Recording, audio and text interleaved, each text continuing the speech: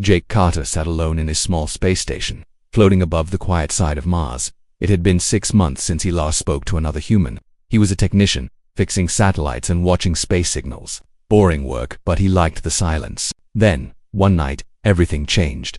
His screen beeped. A signal came in strange, soft, and not from any known location. It wasn't a normal signal. No numbers, no language, just a whisper. Jake leaned forward. The whisper repeated, "Connection request, please respond." He frowned. What the hell? He traced the signal's source. It was coming from a planet not on any map. A dark, hidden place behind a dead moon. No records, no reports, nothing. Jake knew the rules. He was supposed to report any unknown signal, but he didn't. Instead, curiosity pulled him in. He took a small ship and flew toward the source. The journey took 6 hours. As he approached the mystery planet, he saw something strange. The planet was beautiful blue rivers, green trees, glowing skies. It was like Earth, but better, cleaner, quieter, unreal. Jake landed his ship near a lake. The air was perfect. No helmet needed. He stepped outside.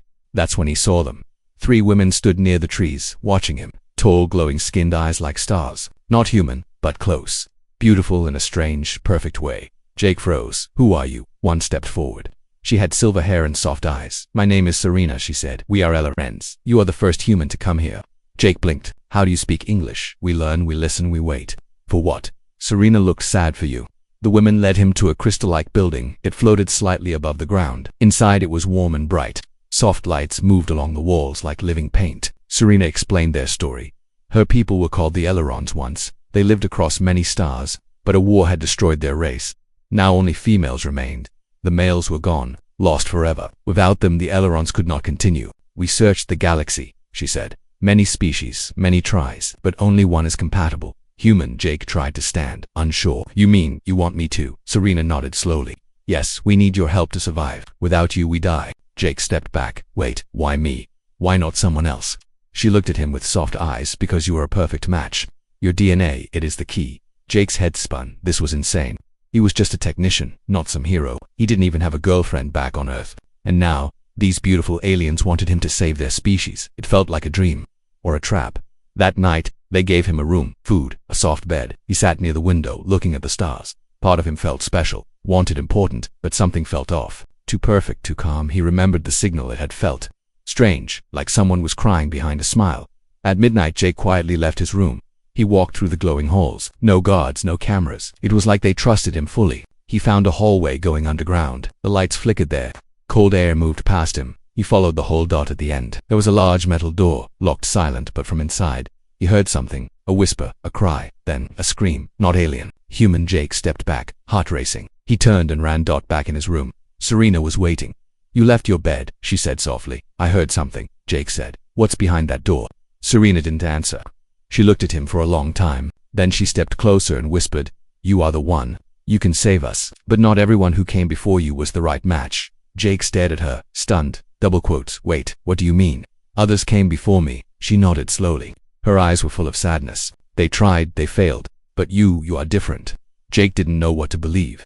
Then Serena leaned closer, almost touching his face. "We don't want to hurt you, Jake, but we can't let you leave."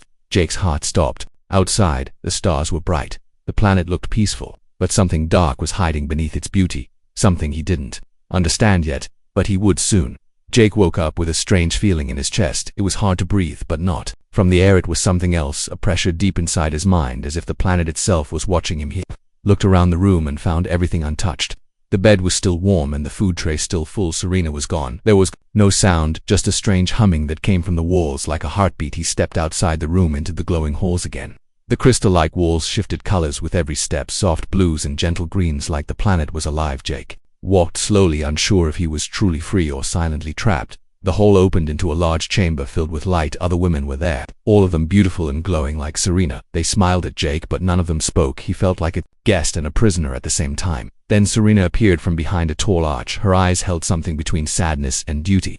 She gestured to him without a word and led him into another chamber. There a large table displayed a floating hologram of planets and stars. Serena touched the center and the galaxy shifted. She zoomed in on a dark space behind a red star. There was the planet they were standing on, no name, no number, just emptiness around it. Jake stared in confusion. That area was a blind spot, no satellites, no maps, no records. It was like the planet had been erased from the universe. Bastarena finally spoke with a quiet voice. This planet was once a home to millions of ailerons. We had cities across the skies. We had power and peace. Then the war happened. Jake listened closely. The ailerons once had male and female balance, but the males created a weapon. A device meant to improve their kind. It turned into something else. It began changing DNA at first, slowly, then rapidly. The male DNA collapsed and the bodies failed to adapt. Now only the females remained strong, intelligent, perfect on the outside, but broken on the inside. They were unable to reproduce. Their science failed. Their time was running out. Serena looked at Jake with tired eyes. We searched other species. Some tried to help, some failed completely, some died. But your DNA, your pattern matches ours almost perfectly. Jake felt cold inside. So I'm just a science experiment to you, just a sample. Serena looked down. No, you're more than that. You're our last hope, and maybe something more. Jake stepped back. What happened to the others who came before me? Where are they? Serena didn't speak. She only turned away. Her silence said enough. Jake knew he had to see the truth for himself. He made a plan. He needed answers, not words. He needed proof. That night he waited until the halls were empty again. He moved quietly through the glowing corridors, down the same hallway as before, toward the cold metal door at the and this time he brought a small scanner from his ship. It picked up life forms behind the door. Not many, but something was alive in there. He found the lock and opened a panel using simple code. He bypassed the system. The door opened slowly. With a soft hiss, what he saw turned his blood cold. The room was dark and cold. Rows of pods lined the walls. Each pod held a human body. Some looked dead, some barely alive. Machines kept them breathing, but their eyes were empty, souls already gone. Jake stepped forward. He saw faces, different races, different ages, men from Earth, men like him, but broken. One of them opened his eyes for a moment, whispered something he couldn't hear, then closed them forever. Jake turned and ran. He didn't stop until he was back in his room. His mind was racing. They weren't just asking for help. They were using people, experimenting, destroying them. He found a note on his table, just a small piece of glowing fabric. It had one line: if you want to live, meet me at the southern edge of the lake at first light. No name, but he knew it was from Serena. Jake sat down and tried to think. He was in a place that didn't exist, with people who were not truly honest, and something was coming, something bigger than just reproduction, something darker. He looked out the window again. The sky was still glowing softly, but now he understood the truth. This planet was not a paradise. It was a beautiful trap hand. He had just triggered something he couldn't stop. The morning came with silver light falling across the lake. Jake stood at the edge just as the note had asked. He waited with nerves tight like wires, ready to snap. Birds flew across the sky, but no one came. Then from the trees, Serena stepped out. Alone, her face was covered and her voice low. She moved quickly and handed Jake a small metal cube. This will open the lower chambers, she whispered. But once you go down there, you can never look at us the same again. Jake looked into her eyes and saw fear, real fear, not the kind from lies, the kind that only comes when truth is too heavy to carry alone. He nodded and followed her through the trees. They moved in silence through hidden paths, behind crystal towers and glowing vines. Finally they reached a flat stone platform deep in the forest. Serena placed her hand on a glowing panel and the ground opened with a soft hum. A spiral staircase led into darkness. Cold air rose from below. Jake gripped the metal cube and began to step felt like a step away from everything he had ever known. Down and down until the light faded and only dim blue lines on the wall guided his way. The stairs ended at a steel door sealed with alien markings. He pressed the cube into the lock. The door opened slowly and a wave of stale air pushed out. Inside was silence, a hallway filled with mist and strange symbols on the walls. Jake walked carefully. Every step echoed through the cold chamber. He reached a large room and stopped. Rows of tanks lined the walls. Each tank held a form, not human, not alien, something in between. Clones half-formed, some floating, some twitching. They looked like failed versions of him, too tall or too small, eyes missing, limbs twisted. Jake covered his mouth. This was no help center. This was a lab of failed dreams, of forced life, of broken science. A voice came from the corner. You were the first to make it this far. Jake turned. An old man sat in a glass cell, hair, white face hollow, eyes sharp. Who are you? Jake asked. The man smiled without joy. I was like you once. They said I was the key, but when I started asking questions, they locked me in here. Jake moved closer. How long have you been down here? Years, the man said. Maybe more. Time does not work the same here. Stared at the man, then looked back at the tanks. Why keep you alive? The man laughed. Because they hope I will still change my mind, but I never did. And neither should you. Jake turned to leave, but before he did, the man called out, they will not let you leave now. You have seen the truth that makes you dangerous. Jake ran. He followed the blue lights back through the hallway. His heart pounded. His thoughts scattered us. He climbed the stairs back up to the forest. He found Serena waiting, her face pale. They know, she said. The Queen felt your presence down there. She is coming. Jake grabbed her arm. Why did you help me? Why risk everything? Because I believe in choice, she said. We were not supposed to be gods. We were not meant to steal life, but Not all ailerons agree. Jake looked up at the sky. The lights seemed different now. He felt the weight of what he had seen. The tanks, the man, the fake beauty of the world above. He followed Serena back to the tower. Everything looked the same but felt wrong. The smiles of the ailerons now looked like masks. The walls looked like cages in his room. He found a new suit laid out for him, silver and glowing with small tubes across the chest. He touched it and felt a chiller message appeared on the wall. The Queen requests your presence. Jake looked at Serena. She nodded. You must go, but be careful. She does not ask. She commands. They walked through long halls into the heart of the central tower. 2 guards stepped aside as Jake entered a room. Unlike any other, it was dark. Only soft gold light fell from the ceiling. In the center stood the Queen. Her presence was powerful, tall, and perfect, eyes that saw through him. She smiled slowly. So you have seen our secret. Jake stood still. He said nothing. The Queen walked around him like a predator. Do not be afraid, she said. You are special. We can fix the past together. You can help us create a new future. Jake clenched his fists. You killed them. You locked them away. You lied. The Queen's voice grew cold. Truth is only dangerous to those who fear it. You are not afraid. That is why we chose you. She stepped closer. This is not a request. You are now part of you. Jake looked around. The guards, the lights, the walls. No way out, but his mind was already planning because now he knew the truth and he would not let it stay buried. Jake stood frozen in the chamber as the Queen stared through him. Her voice was calm, but her words carried weight like chains. You will begin the process tomorrow, she said. Everything is ready. You have been chosen. Jake said nothing. His heart pounded like a drum in his chest. He felt eyes on him from every corner. The guards watched. The walls seemed to listen. Serena stood beside him, silent and tense. The Queen waved her hand and dismissed them both. Return him to his quarters, she said. He needs rest and no more wandering. As they walked back, Serena kept her head low. Jake leaned close and whispered, I need to get out of here. I need a plan. She gave a small nod. Tonight, she whispered, when the sky turns violet, meet me by the lower garden gates. Back in his room, Jake sat on the floor trying to breathe. He could feel the pressure building around him. This place that once looked like heaven now felt like a trap made of silk, soft on the outside but deadly within. He opened the drawer. Near his bed inside, he found small tools, a scanner, a translator, and a broken communicator. He worked fast to fix the device. If he could boost the signal, it might reach his ship if his ship was still safe. Hours passed. The sky outside shifted from gold to pink, then finally to deep violet. Jake slipped out of his room, moving carefully through empty halls. The guards were gone or maybe hidden. Either way, he moved fast. At the garden gates, Serena was waiting. She wore a dark cloak and carried a small device in her hand. This will shield us from their senses, she said, but only for a short time. They moved quickly through a narrow path behind the tower. Vines brushed against their shoulders. The air was cool and silent. Serena led him to a hidden platform covered in moss and crystal dust. She pressed her hand to a stone and it sank into the ground, revealing a tunnel inside. The tunnel was an old passage with broken lights and metal walls. This leads to the crash zone, she said. Old ships from other travelers. Some still have power. Jake followed her down into the dark. The tunnel smelled of dust and rust. Their footsteps echoed as they moved deeper. They reached a large open chamber filled with debris and wreckage, old Earth tech, alien parts, scattered tools, and in the center sat a ship, small, damaged but familiar. Jake ran to it. It was an older model but still usable. If he could power the core, he could leave or at least send a message. He opened the hatch and climbed inside. Serena stayed close, watching the entrance. Jake connected his communicator and rerouted the power. The screen lit up with a soft glow. Signal weak, no connection. He opened the panel under the dashboard. Wires sparked. He crossed 2 circuits. A loud hum filled the ship. The antenna on top began to spin. Connection found. Signal ready. One chance. He sent a simple message. Help. This is Jake Carter, trapped on unregistered planet. Coordinates attached. Do not trust them. Screen blinked twice, then shut down power. Drain. Jake turned to Serena. Now we wait. She looked afraid. If they find us here, they will not spare us. Jake nodded. Then we make sure they do not find us. Dimly, a sharp sound echoed through the tunnel. Footsteps. Voices. They are coming, she whispered. Jake grabbed a metal rod from the ground and stepped outside the ship. 3 guards entered the chamber with glowing weapons.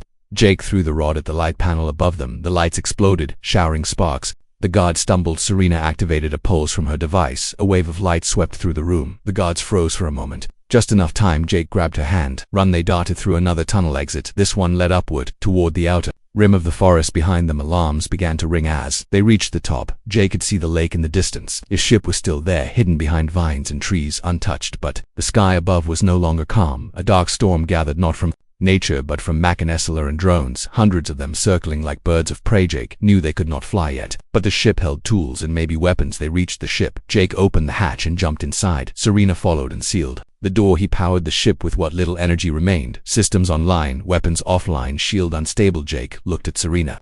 You do not have to stay. You helped me. You can still go back. She shook her head. I made my choice. I cannot go back to lies. Jake nodded. Then let's finish this outside. The drones began to descend. Inside the ship, a warning flashed on the screen. Incoming message. Jake opened it. Human ship detected. Military vessel approaching. He stared at the screen. Help was coming, but would it arrive in time, or would they bring something worse? The sky burned with flashing lights as the drones circled the forest. Jake sat in the pilot's seat, staring at the blinking screen. Serena stood behind him, her breath quick and shaky. The military ship was still hours away. The drones were closing in fast. The ship could not fly yet, too damaged, too weak, but Jake had one advantage. He knew how to fight from the ground. He opened the cargo hatch and pulled out two weapons, old but strong. He handed one to Serena, who took it with steady hands. "We have to hold them off," he said, "just until help arrives." Serena nodded and opened the side door. They stepped out into the thick jungle brush. The light from the drones flickered through the trees like hungry eyes. Jake placed small motion mines around the area. He moved fast. Every second counted. He checked the radar. They were coming in groups, not scouts, not patrols. An army. Serena touched her wrist and opened a communication link. A soft voice responded. "Another Aileron woman." "You are alive," she said. "We feared the Queen found you." Serena spoke quickly. "The Queen has lied to us for years. We have no future with forced creation, only with choice." There was silence, then a reply. "We are with you." Moments later, two cloaked figures arrived at the ship. Young Aileron women with quiet faces and determined eyes. They carried tools and energy packs. Jake showed them the ship. They got to work fixing the engine, while he and Serena prepared for the fight. The first wave of drones came like shadows falling from the sky. Jake waited until they were close, then triggered the mines. A thunder of light filled the forest. Smoke rose through the trees. Some drones fell. Others adjusted and attacked. Jake fired fast and moved faster. Serena fought beside him. Her aim was sharp, her focus cold. The battle danced through the trees. Silent chaos. Laser fire lit the ground. Branches fell. Smoke thickened. Then a heavy sound echoed from above. A larger drone dropped into the clearing, twice the size, built for capture, not combat. Jake fired at it. No effect. The drone sent out a wave of energy that knocked him back. Serena screamed and ran to him before the drone could strike again. Another blast hit it from behind. The two Aileron rebels had armed the ship's defense cannon. The drone exploded in a burst of metal and sparks. Jake stood slowly, blood on his lip, pain in his side, but still breathing. The sky grew darker. The Queen's voice came through the trees. "You betray your people, Serena. You break our law. You choose a human over your own kind." Serena stepped forward. "I choose truth. I choose freedom." The group of Aileron guards appeared from the trees, but they did not attack. They looked at Serena, then at Jake, then lowered their weapons. One of them spoke. "We were told to protect life, not control it. We follow you now." The Queen appeared from the shadows. Her eyes no longer soft. She moved like fire. "Every step a threat. You are all fools," she said. "Without control there is only chaos. Without sacrifice there is no future." Jake stepped forward. "Without choice there is no life worth living." The Queen raised her hand. A weapon formed from her skin. Sharp and glowing, she fired at Serena. Jake jumped in front. The blast hit his arm. He fell to one knee before the Queen could fire again. Serena raised her hand. A pulse of energy burst from her body. The Queen screamed and fell back. The forest went silent. The rebels surrounded the Queen. Her power faded. Her lies exposed. Serena walked to Jake and helped him stand. He looked at her eyes, full of pain, full of something deeper. "You saved me," he said. "No," she replied. "We saved each other." The engine on the ship came to life. The repair was complete. The rebels cheered quietly. Hope returned like sunrise after storm. Then the radar beeped again. The human military ship had arrived. Its shadow passed over the forest. Jake looked up. "We do not know if they come to help or capture." Serena touched his shoulder. "Then let us greet them together." They climbed into the ship and rose into the clearing. The military ship hovered above. A voice came through the speaker. "Identify yourselves." Jake answered. "This is Technician Jake Carter requesting peaceful contact, carrying peaceful citizens. Do not open fire." There was a pause, then a reply. "Landing permission granted." Jake sighed and looked at Serena. "We are not safe yet, but we are no longer alone." Serena smiled. "Together we have a chance." The ship rose higher toward the unknown, toward the future. The military ship lowered through the clouds like a giant bird of steel. Its engines hummed with power as it hovered above the forest clearing. Jake stood outside with Serena at his side, watching the dust rise into the air. His arm was bandaged, his body weak, but his eyes sharp and clear. A ramp lowered from the ship, and soldiers marched out in rows. Their faces were hidden behind dark helmets, their weapons pointed but not yet fired.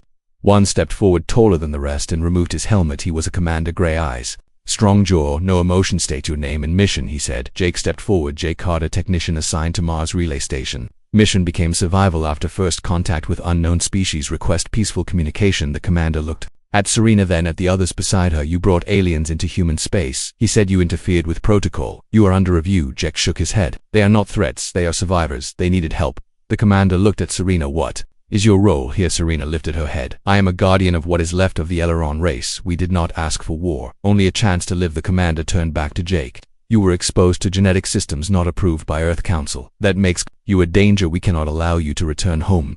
Jake stepped back. "So what now? You locked me away. Destroy them. Pretend nothing happened." The commander gave no answer. He turned and walked back toward his ship. Jake stood in silence. Wind brushed the leaves. No one spoke. Then a voice came through Serena's communicator. It was the rebel engineer from before we completed the data transfer, she said. The core code is ready. You can activate the cure. Jake looked at Serena. What cure? Serena opened her hand and showed a glowing chip. This holds a genetic solution. A way to save our race without forced reproduction. It is based on your DNA, balanced and safe. Jake held the chip and felt its warmth.